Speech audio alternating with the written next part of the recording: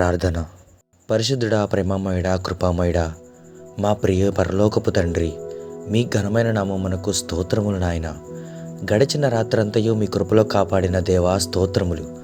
అయ్యా, ఈరోజు మేము గతంలో వలె కాక మీ సహవాసంలో గడపాలి నాయన. వాక్య ధ్యానంలోనూ బైబిల్ పఠనంలోనూ ముందుకు సాగే భాగ్యాన్ని ఇవ్వండి యేసయ్య. ఈరోజు ఎవరైతే ఉద్యోగాల కోసం ప్రయత్నిస్తున్నారో, ఎవరైతే వివాహం కోసం ఎదురు చూస్తున్నారో వారిని జ్ఞాపకం చేసుకోండి ప్రభువా. తోడయుండి సహాయం చేయండి యేసయ్య. అయ్యా, ఎవరైతే దూర ప్రయాణాలు చేస్తున్నారో వారికి తోడై ఉండి కాపాడండి యేసయ్య. మద్యానికి బానిసలై మీ ఆలయమైన దేహమును పాడు చేస్తూ అదే సుఖం అనుకొని పాపంలోనే సంతోషం వెతుక్కుంటున్న వ్యసనపరులను జ్ఞాపకం చేసుకోండి నాయన. త్రాగుబోతులను, వ్యభిచారులను, నరహంతకులను మార్చినది కేవలం మీ యొక్క వాక్యం మాత్రమే.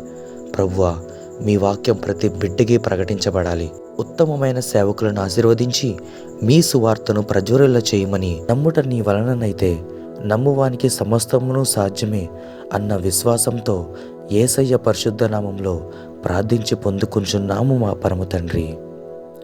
ఆమెన్.